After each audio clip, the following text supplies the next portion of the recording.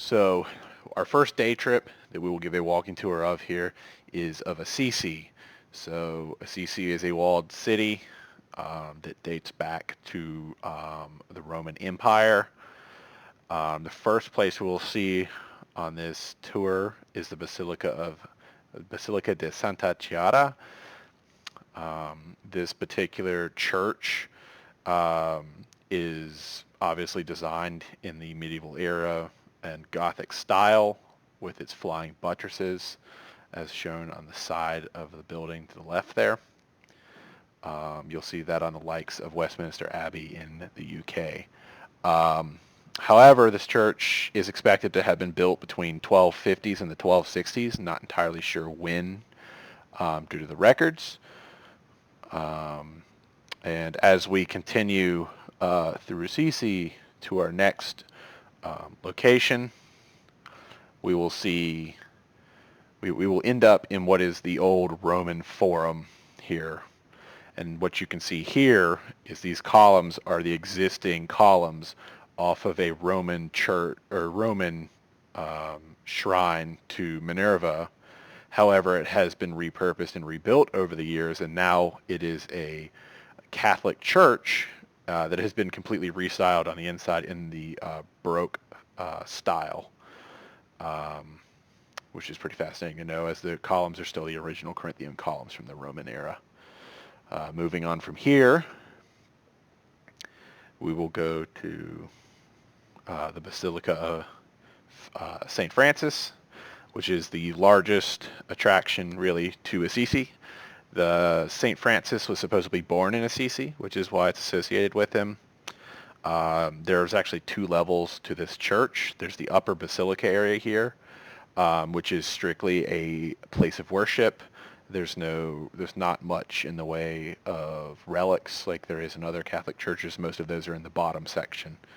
And you'll see this lawn over here. And in the corner up there, you'll see a statue of St. Francis on a horse, and the horse signifies animals because St. Francis is the patron saint of animals. And also, if you were to go downstairs, there is the remains of St. Francis are supposedly buried in there. And that also in St. Francis, there is monks who live and work there who are considered Franciscan monks, and they have taken a vow of poverty. So there are stores inside there, and that's how the monks make their living. And they make handmade olive oils, handmade candles, and limoncello, and sell them to worshipers or anybody that wants to visit. From there, we'll move to the Cathedral of San Rufino. The outside of San Rufino is actually styled in a Roman-esque style. However, it's a little less known than some of it, and the construction dates are a little iffy. However, it does have a bell tower to the left of it, which you can go up into, and still has apparently, or claims to have, its original bells that are cast in bronze. Finally, we will end up going to the top of Assisi, what is basically its highest point in their castle, which is called Rocca Maggiore, which basically means Rocca Major, as there is a smaller ruined piece of like a minor castle in Assisi. There's not really anything there to see. However, one of the caveats to this castle that's really interesting to see is the wall there actually has the original passageway through the wall that you could walk through from the major of the castle up to the tower on the left-hand side. And it is believed that this castle was built around the year 1000 and has been in service upwards to as recent as 1600s when it was abandoned. And that is about it for our Assisi day tour. So next we're gonna have our Pisa day tour, starting at the Piazza del Duomo. Um, So we're gonna take a tour of one of the most notable monuments in Pisa, the Leaning Tower. So let's get our tickets and head up. All 300 steps. It's a freestanding bell tower known for its leaning silhouette due to an unstable foundation. And this tower was began to be constructed in the 12th century, making it the third oldest structure in the cathedral square.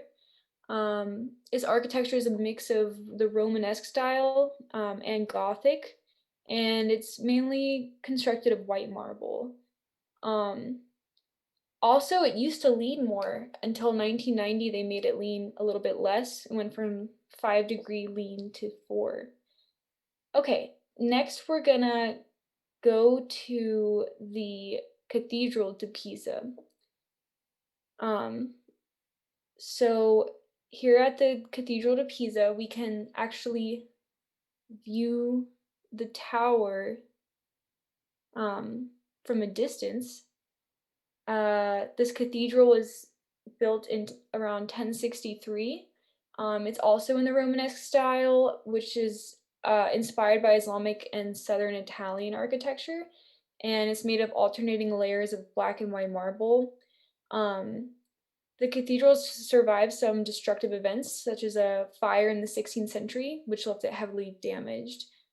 And if you step inside, you can see a lot of intricate statues and mosaics, and a gold leaf ceiling, and more black and white marble. This place is basically full of ancient works of art, so the interior really has a feeling of liveliness and movement.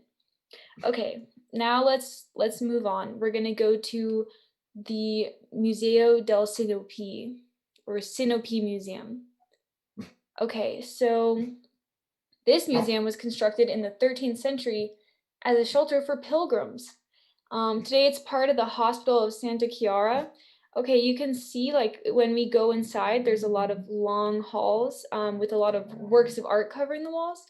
And these are actually just some rudimentary sketches um, known as synopes or fresco preparatory drawings. Um, Most of these pieces were created in the 14th and 15th centuries, and this museum provides extensive information on the preservation and restoration of these works.